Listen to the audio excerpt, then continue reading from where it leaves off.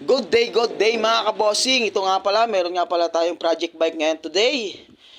Meron din nala rito na Rosy Gala mga kabossing. Hindi na nagpakuha ang unang may-ari nito. Kaysa raw ipatimbang nila, dinala na rito sa shop. Hindi ko na to tinawaran mga kaboss. Binigay na lang sa akin ito ng 1.5 budget meal. Parang presyong bike lang, di ba? Kaya ito binayaran na natin mga kaboss.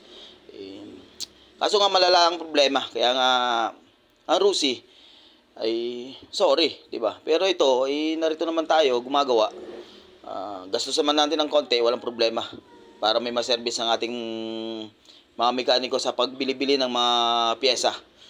'Di ba? Ito mga kabos, nung dinala rito hindi umaandar, pero pinilit namin paandarin kaso hindi ko na nakuha ng video, ang lakas ng usok, may tama ang block. Yun lang naman ang kanyang problema, mga kabos.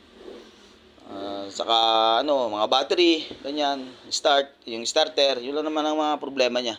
Kaya ito, pinabunot ko na agad at pinababa ko sa aking mga mekaniko. At maparibor ang kanyang block, mga kabos. Ito ay gagawin sana naming 57.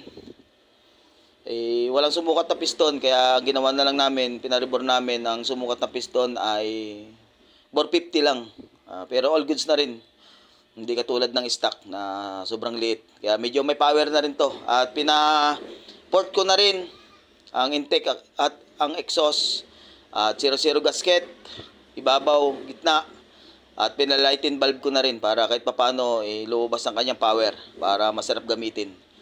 Tapos pinabalance ko na rin ang kanyang sigunyal. Binaon ko na rito sa aming laruan na Rosy Gala ang baon. Ang kanyang kunting mga panloob.